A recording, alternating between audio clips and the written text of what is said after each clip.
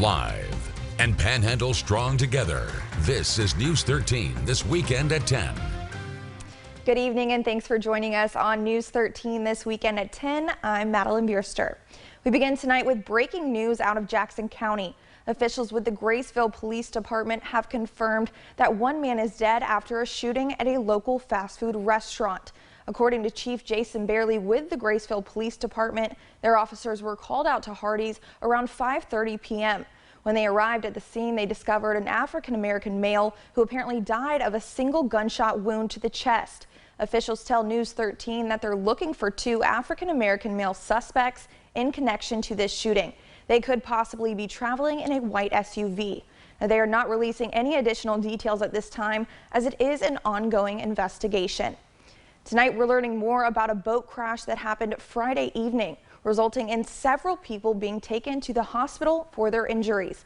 According to reports from the Florida Fish and Wildlife Conservation Commission, the boat crashed into the jetties near the St. Andrews State Park.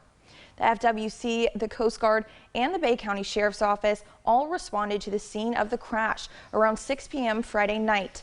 According to a statement released by the FWC, the accident happened on a 43-foot boat with 10 people on board total. Now, 5 of those 10 people on board were transported to Bay Medical with non-life-threatening injuries. FWC is continuing their investigation into exactly how this happened and will provide that information as soon as it becomes available to us. Officials with the Florida Highway Patrol have now released the cause of a fatal accident that took place on Highway 231 yesterday afternoon. According to officials with FHP, there was only one vehicle involved in this crash. Reports say the 65-year-old man, the driver of the vehicle, suffered a medical emergency in his car around 3 in the afternoon, causing him to lose control of the vehicle and veer off the road and travel onto the railroad tracks. The driver was dead upon arrival from EMS. The Okaloosa County Sheriff's Office is investigating the death of a Crestview man after he was shot yesterday at home in the southwest end of the county. The Sheriff's Office received a 911 call on Friday, 2 in the afternoon, from a screaming woman at a trailer home. When deputies arrived, they found 35-year-old Deshaun Frazier inside a pool of blood. Now, officials will be conducting an autopsy for Frazier on Sunday to determine the details of his death. Anyone who thinks they may have witnessed anything unusual around that time is urged to contact the Sheriff's Office or Crime Stoppers at 850-863-TIPS. Now, there are still many questions surrounding the COVID-19 virus, like what is true and what is a rumor. The lead coalition of Bay County and other organizations sponsored a virtual event today titled Simulation Solutions and brought up many hypotheticals involving the virus. Those who attended today's event were presented with scenarios to help them prepare for possible events that could happen during the pandemic. Mike McDonald, the executive director of the Health Initiatives Foundation, says things will get worse from here, and it is important that we learn how to handle different situations that we could face. We really need to be thinking about how are we going to turn this around, and part of it is doing the things that we're doing now to help people understand what's coming and what the consequence is.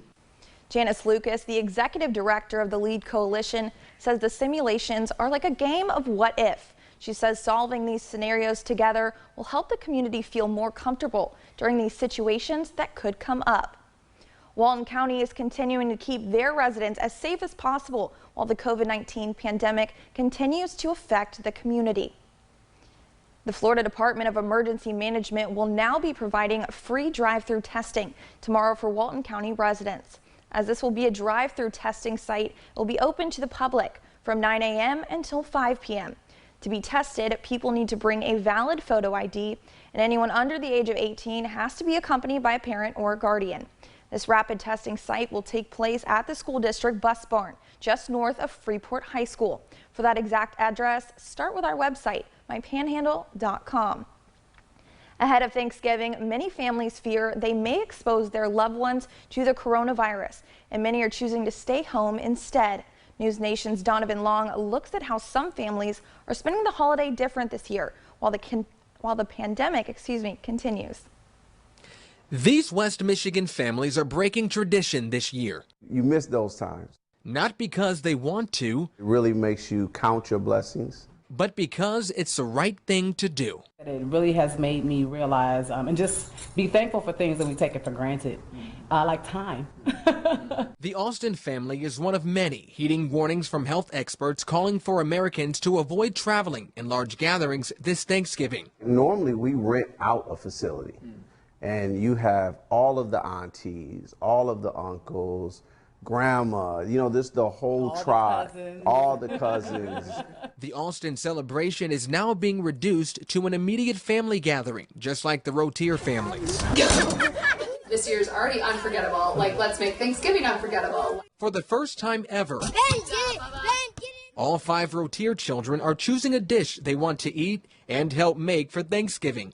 At the helm of it all, Chef Dad. They have a list of ton of food.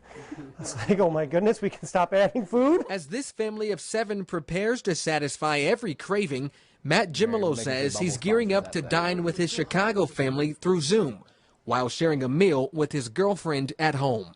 It just sucks knowing we're not all going to be together. Although this is a reality for all 3 of these families this year, the Austins want you to know that in the absence of loved ones is the presence of hope. Without hope, you kind of lose perspective. Donovan Long, News Nation. Patches Pub is getting into the Thanksgiving spirit as well as they host their 8th annual turkey bowling event. Community members brought lots of energy to the lanes as they each stepped up to roll that frozen turkey down for a strike. And bowling wasn't the only thing happening at Patches either. Customers also enjoyed good food, drinks, music, and company. Patches owner Vince Greiner says this is a unique event that they love hosting each year, and he is so happy to see so many customers coming out to support a great cause. It's something that people can sit out here in the gorgeous weather today, obviously, and just have fun. Like I said earlier, bowling with a frozen turkey. Don't think you can do that anywhere else in the world. All of the proceeds will be donated to the Children's Christmas Party Committee to help provide presents to families in need. The organization says they are hoping to help around 100 children this year and make their Christmas very special. Now here locally, each school in the Bay District is celebrating Thanksgiving in a unique way.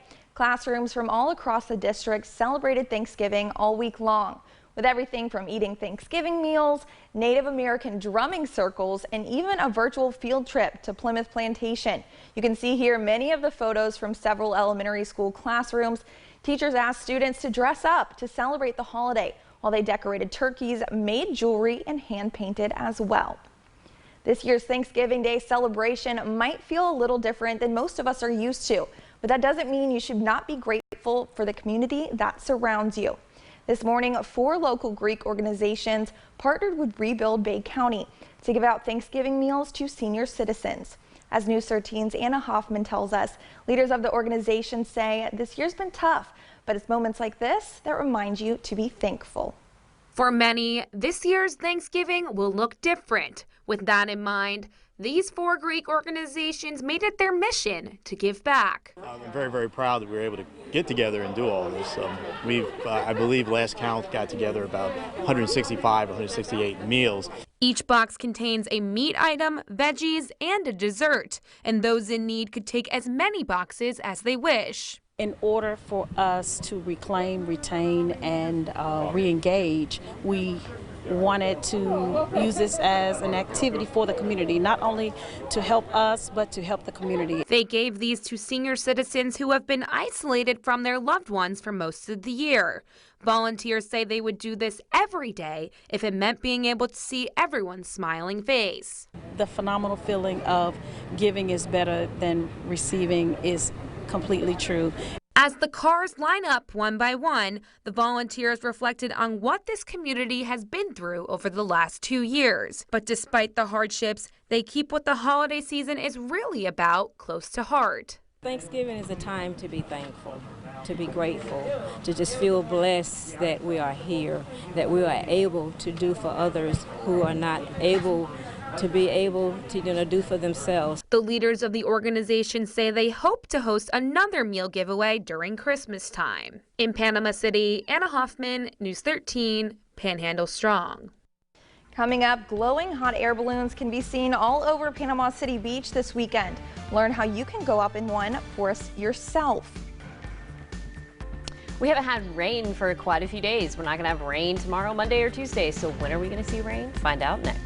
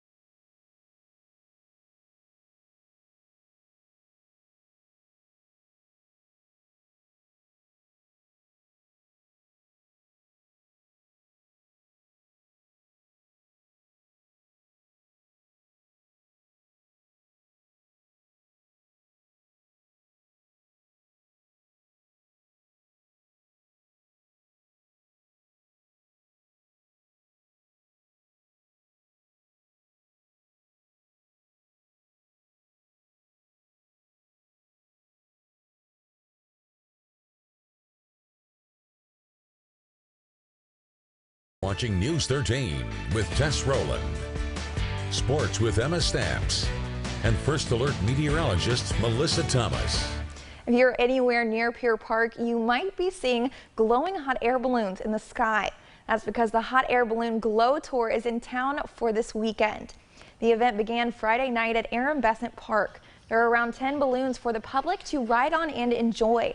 Admission is around $10 per person for those over the age of 15, and children 14 and younger will get in for free.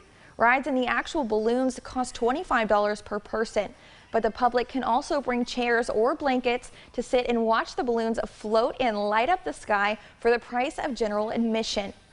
22 more cold-stunned sea turtles arrived in Panama City Beach on Saturday after a long flight. News 13's Jessica Ayers tells us about their journey from the cold, sandy shores of New England. A private jet carried in some precious cargo into Panama City Beach, bringing in 22 cold-stunned sea turtles all the way from Buzzards Bay, Massachusetts. Sea turtles can survive outside of the water. They do breathe air, so they don't have to be in the water to breathe, which is awesome. Lauren Albritton, standing coordinator of Gulf World Marine Institute, says being cold-stunned is comparable to a human getting hypothermia. What usually happens is that when they get very slow-moving and cold, they float up and then they get pushed to the shore. So they actually have teams up there of different organizations that every season patrol the beaches every day in every section looking for these turtles. After finally making it to Gulf World, the turtles got their temperature checked and their heart rates monitored. Patients have already had an initial one at the National Marine Life Center, but we're giving them a second one right now just to make sure they went through the flight okay. Then basically we'll do whatever we need to get them back up to health. Albritton says some might need antibiotics, which may increase their time to rehabilitation. So if they are on antibiotics, typically they have to go through a complete round of antibiotics, which can be anywhere from 30 to 45 days. Then you have to be off of them for 30 days as well to make sure there's a quarantine period. But Albritton says when they can swim on their own, it's time to go back into the Gulf of Mexico. The reason you don't have to fly any of these kids back up to the New England area is because these are a Gulf of Mexico species. The process, while rewarding, can also be a little emotional for staff. We have patients that we've grown particularly fond of, it can be a little sad, but everybody agrees that while it is a little sad sometimes, it is what we're here for. This was Gulf World's second batch of cold-stunned sea turtles this season, bringing their total to 39. In Panama City Beach, Jessica Ayers, News 13, Panhandle Strong. Now, your first alert storm team forecast with meteorologist Melissa Thomas. Our Perry and Young Tower Cam shows a calm downtown Panama City, and that's going to be the scene across the entire panhandle this evening, calm being the key word, and mostly clear. Temperatures are down to 60 degrees, north-northeast winds 3 miles per hour, and a dew point of 56 degrees. Nice low dew point. Viper Live radar shows that there is no rain across the panhandle. We can confirm that calm conditions are everywhere in the panhandle. Our temperatures across the panhandle as well as Panama City. We just checked out Panama City at 60 degrees. Apalachicola is a little warmer at 70, 67 in Tallahassee, 63 in Bluntstown, as well as Mariana, and 60 degrees in Defuniak Springs. We're going to continue to drop down tonight into our Sunday morning lows. Pretty mild in the mid-50s for your inland areas and your lower 60s across the coast. Partly cloudy skies, calm east-northeast winds 5 to 10 miles per hour. And then for the day tomorrow, we're going to keep mostly sunshine, no rain in sight, still nice skies. I know a lot of us love the sunshine and this nice stretch of calm weather, especially post-hurricane season. So this has been a nice little break. But every now and then you wonder, especially with this stretch of no rain, where is the weather at? Well, it is on its way this week. We'll get a little bit of everything.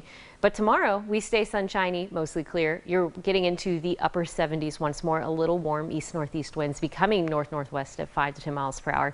And for your Sunday beach forecast, those wave heights are approximately 2 feet. Moderate rip risk. Flags will likely be flying yellow, northeast winds 5 to 10 miles per hour.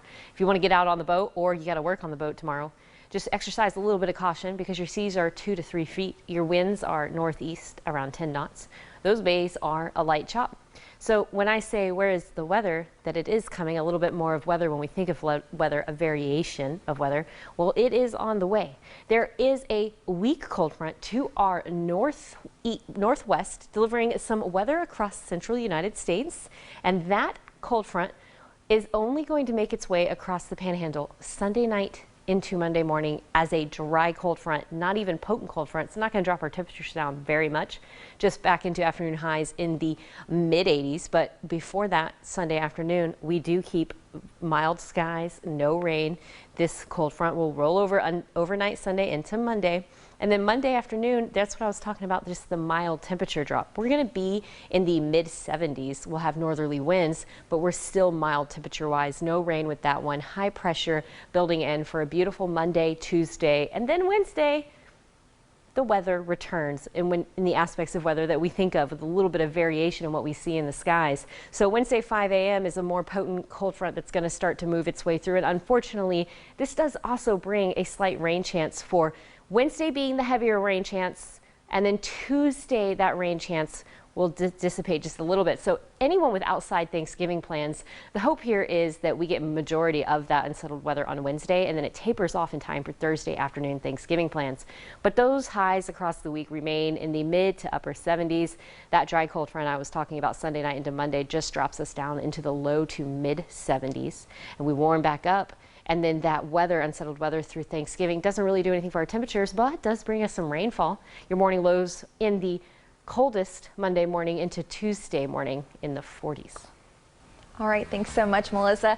Today, one area high school football team is making school history. This as the North Bay Haven Buccaneers played on their home field for the first time. I'll have more on that game next in sports.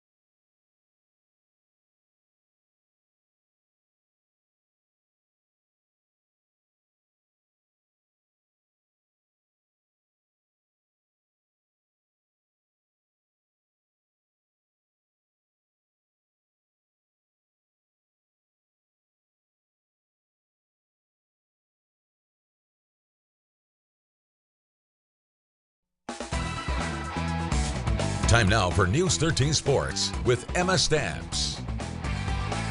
Welcome back, everyone. The North Bay Haven Buccaneers able to put the finishing touches on their new home football field that's been a work in progress all season long. Today, the Buccaneers to that field for the first time, hosting Franklin County for the Webb Seafood Oyster Bowl. North Bay Haven led 21-0 at the half. Franklin County's Hunter Duvall kicks an onside to start the third quarter, and they recover. Larry Winchester with the nice grab, but the Buccaneers defense has something to say about that. Former News 13 Scholar Athlete of the Week, Declan Houchins, picks off Evan Stanley, but then North Bay Haven's Chad Watts would throw it right back to the Seahawks. Weston Bockelman on the interception there. Later in the quarter, Stanley drops back to pass again for Franklin County, and he finds Bockelman in the end zone. Seahawks are on the board. It's 21-7 North Bay Haven, but the Bucks would respond with a touchdown by Houchins. Bucks led 27-7. Fourth quarter now, North Bay Haven not done yet. Watts with the pass to John Hardman.